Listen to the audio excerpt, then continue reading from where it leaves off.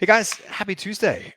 I am Brian Davis. I'm one of the co-founders of sparkrental.com, and I'm super excited. I'm here today with Adrian Smude, who is an expert on mobile home investing combined with land investing.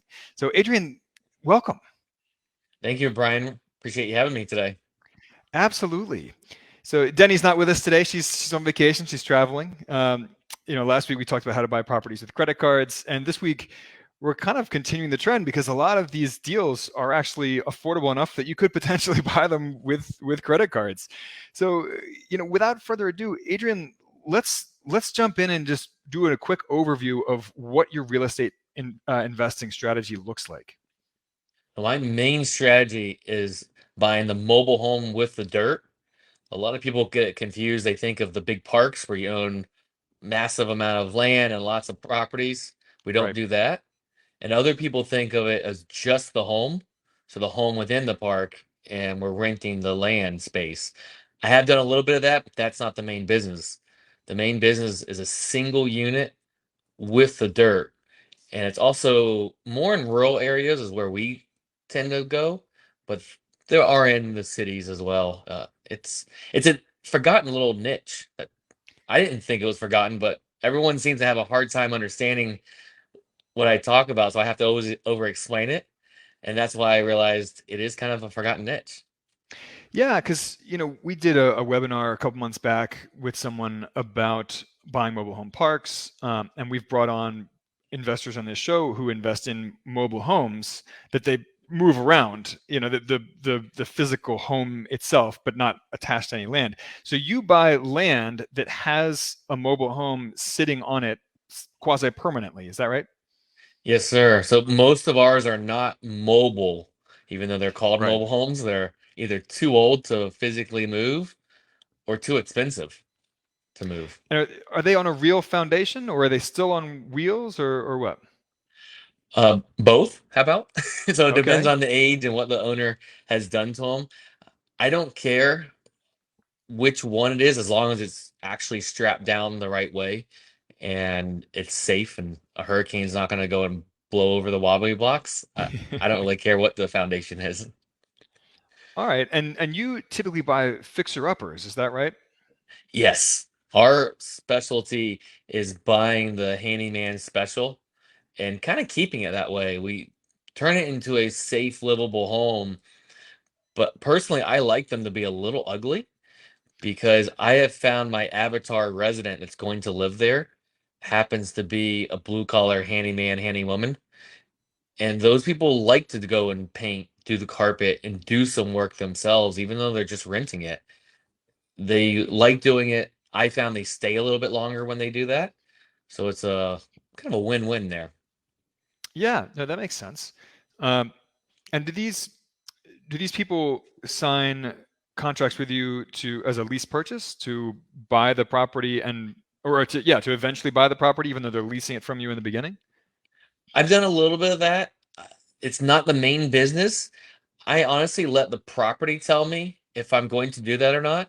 So if it's a property that's going to have a lot of maintenance, or maybe one I just don't want to own long term, but it's serving its purpose right now and it's making me some money, then I'll be more likely to do a lease option, lease purchase. In general, I don't. And even if I have it just as a long-term rental, we still do the same rehab to it.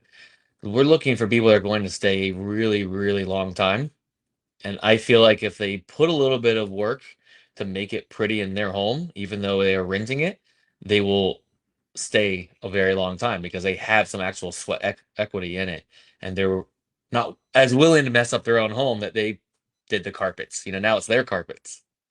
Right. Yeah, no, that makes sense. I've found that it's hard to motivate renters to put in some of that sweat equity because they don't own the home and because their lease could be non-renewed next year, or the rent could be increased infeasibly for them. So do you sign like longer term leases? Like, I mean, how do you incentivize people to put some of that sweat equity into your mobile homes? Great question. Not many people follow up with that question, which is a really important question. We do a few things, and to keep it as short as possible, because it's a long topic, we give them benefits for staying longer. So we actually cap the amount that we are able to raise the rent. We cannot raise it more than 10%. So historically, that's been fine. Recently, that hasn't been as good on our side, but I still think we're winning because we have people that are staying a very long time. Now they're really getting that benefit and they're willing to stay because it's their home.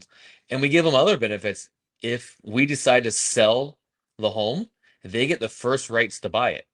Okay. And to me, why wouldn't I want to sell it to them? They already live there, Yeah. they already know it. It's not a discounted rate. They just get the first rights to buy it at the market value.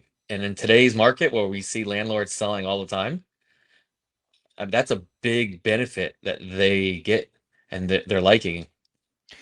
Yeah, provide some security and safety for them. That's great.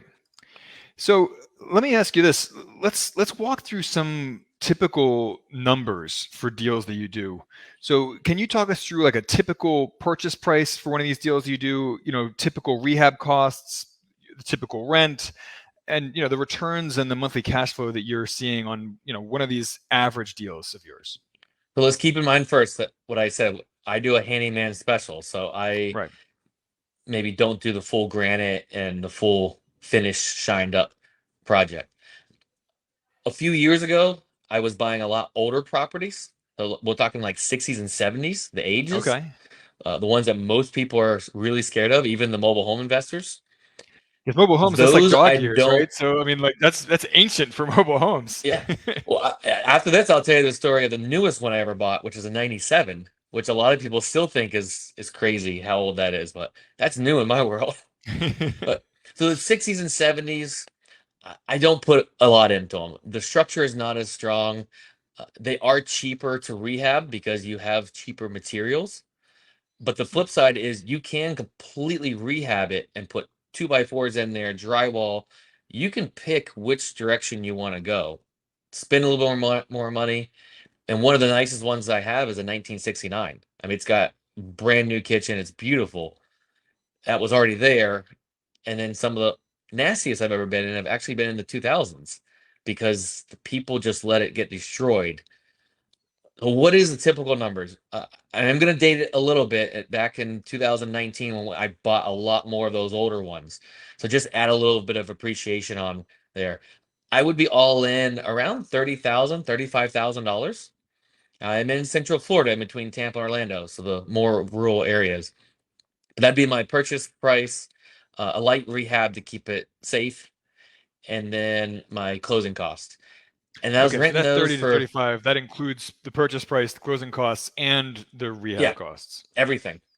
And Okay. I'd be renting those for 700 a month. I mean, yeah, good Yeah. numbers. You don't have to put that in a calculator to realize that's good enough. Yeah. Yeah, no, that's great. And Those are that fantastic. was also really close to the dirt value. Now, I honestly cannot find those today, but I can still find really good numbers with those older ones. I have chosen to not buy as many of those because now I'm quote unquote upgrading my portfolio. I'm looking for a little bit stronger bones. Like that, I've upgraded like maybe the 97, but that one is still a phenomenal deal. I mean, we bought that a month ago, $101,000. I don't know what type of rehab I'm going to have because there is a tenant in there. He's paying $800 a month, which is very low. It's on an acre of land. It's a 97. It's in good condition. Honestly, if he doesn't do anything wrong to the property, I'm not going to have to put very little in it, very much in it at all. But he's been there a long time. We're raising the rent to $1,800. That's what I feel is fair market. And the reason I'm doing a steep, straight up increase is he didn't want to play well on the phone. He didn't want to have a conversation. So now I have to we already sent a letter saying, hey, it's going up to that. We were going to try to step it up.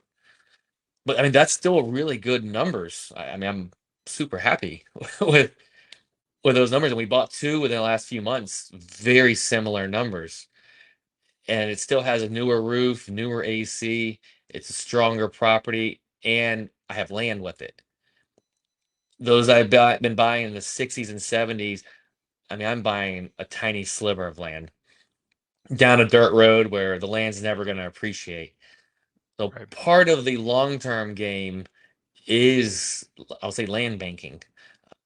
I always buy straight for cash flow, but there's always that, I call it my lotto ticket. That piece Right. of land might be worth something, and It a might builder comes take and off in cashes me out. appreciation. Yeah. Yeah. So do you pay for these deals in cash? Do you take out loans? Yeah. How do you fund these deals? So the big banks, they don't like them. So I Right. would pretty much say you're not going to deal with those. You can use some smaller community banks. So think of the ones that have three, four, five branches, and then credit unions. I've had many of those tell me they do fund these. I don't use the banks though. So we use mainly owner financing. I Okay. have found that owner financing is not as difficult as it was whenever I was in the single family world, because people used to just tell me, well, why don't you go to a bank? Well, I don't get that excuse now because most people understand that mobile homes cannot be financed or are very difficult. Right. And a lot of the people that live in them, they bought on owner financing. So it's just not this Right. brand new topic to them. And then Yeah. this second way besides cash we can obviously use is private money. Okay. Private money, because I mentioned some of these numbers, you can tell there's good returns. I'm able to, if I need to, pay out a higher amount to a private money lender because I have a lot of spread in there. Now I don't have to as much as I've proven myself, but at the beginning, I mean, I was paying, sure, I think I had paid some people 15, 16%, and that wasn't hard money. That was an actual 5-year term, which sounds crazy, but I was still making phenomenal return myself because I was making so much. And now I've proven myself. Those guys gave me that chance. They knew I was new to it, but they still gave that chance. And now they're still reaping some phenomenal returns. So as a percentage, I mean, what kind of returns are you earning on a typical deal, It's hard. including all expenses? um, it is hard because so that new one that I just got, it's gonna be 1,800 a month. Uh, my payment on that is 525, and I suspect the typical numbers is really what I run. I don't I'm waiting until I have 10, 15 years of data with them to be able to give the real answer, but I've been tracking the typical 40% goes to your taxes, insurance, and your repairs. Uh, one benefit on those older ones is our property taxes are really low Yeah. because the county and municipalities don't think they're worth anything. So, I mean, I have tax bills that are a few $100s a year, like two or 300. And I know people paying that a month. Yeah. So, in the single family rental world, people talk about the 50% rule, how you can generally, it's just a basic rule of thumb that generally you can expect to pay around 50% of the rent to non-mortgage expenses. So I heard you say just now that you typically pay out around 40% of the rent in non-mortgage expenses. Is that right? Yeah, that's what I'm tracking. Uh, come back and ask me in another 5 years. I don't like giving data that's not really long term because I don't think that it's accurate enough.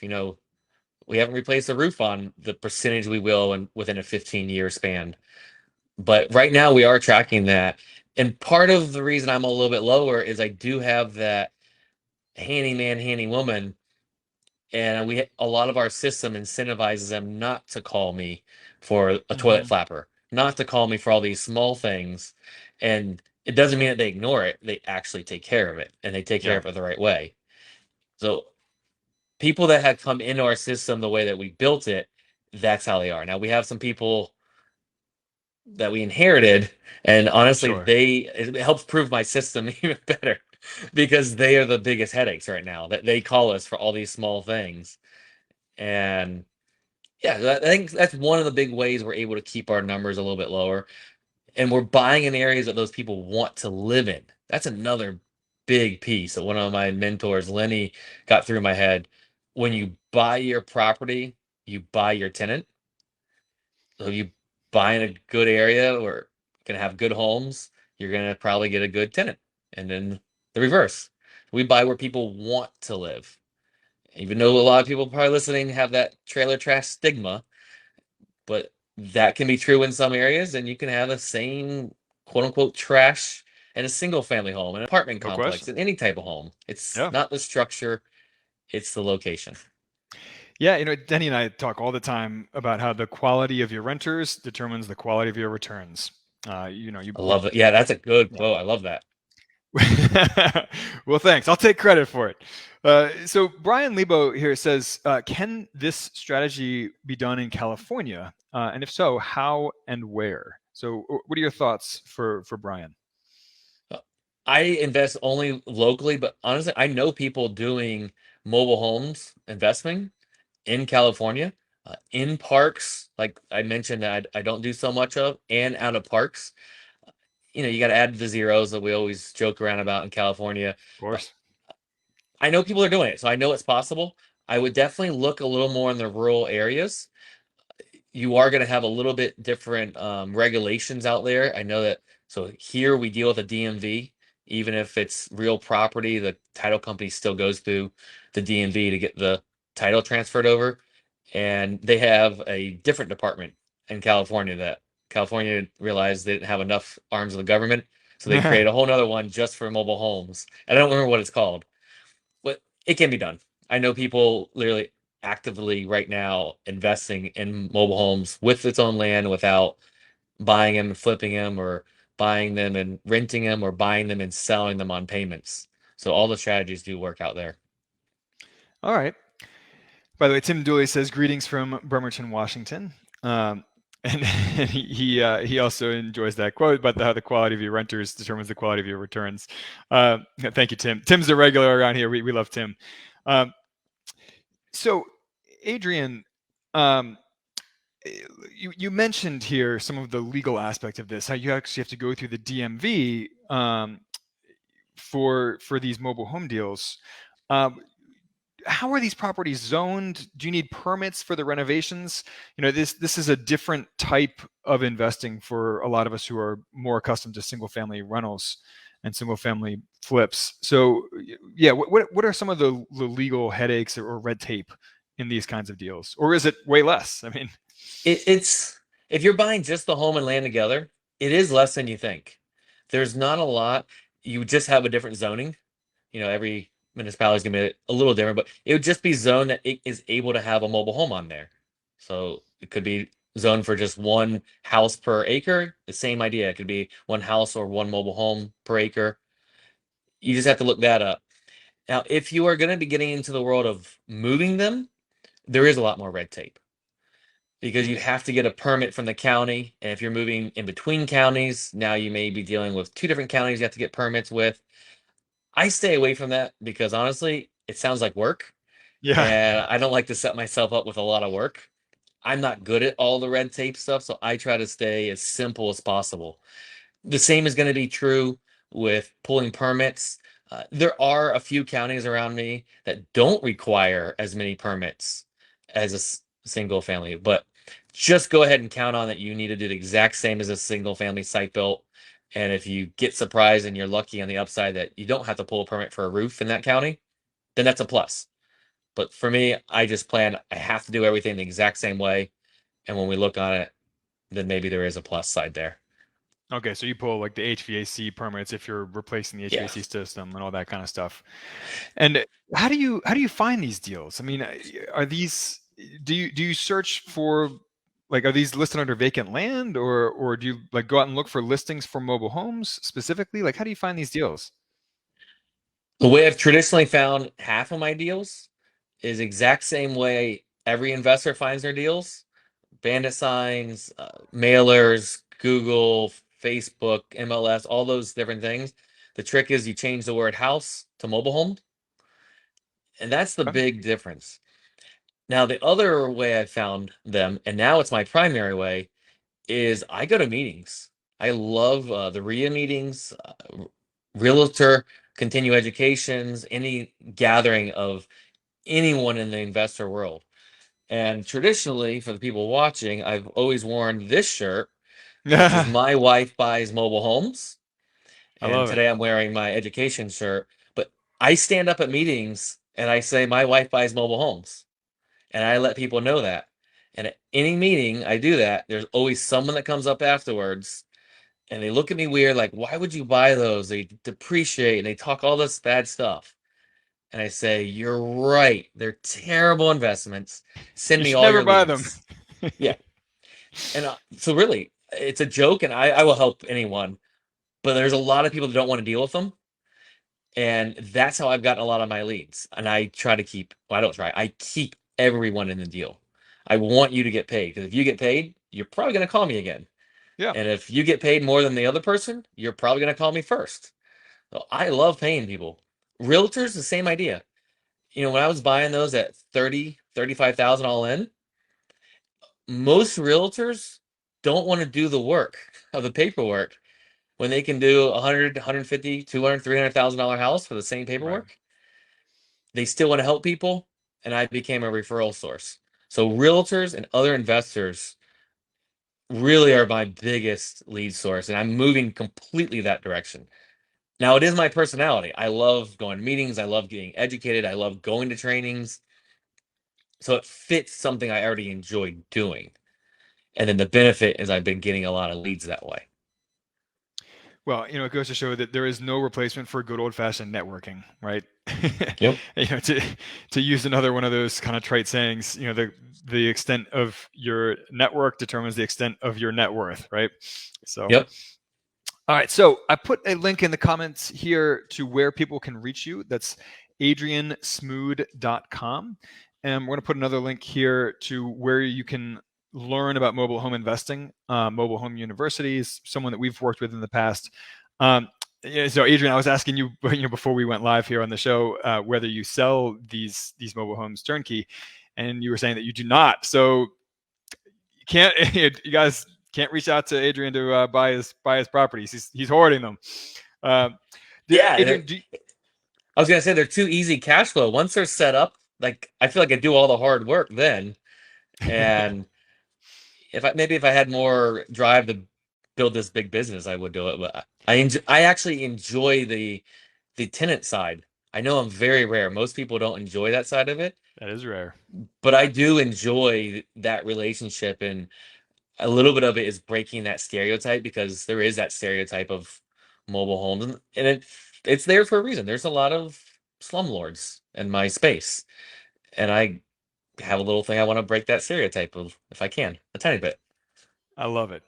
Well, Adrian, thank you again so much for joining us today. This was super fascinating. I love it. I love any kind of creative real estate investing. People who are going off the beaten path a little bit and doing something differently, which you are definitely doing. So I know everyone got a lot out of this episode. So Adrian, thanks again for joining us. You're welcome. Thank you for having me. Appreciate it. Absolutely. Well, we'll see you guys next Tuesday at 2 p.m. Eastern, as always. And have a great week. In the meantime, let us know what you want to hear about next. All right. See you guys.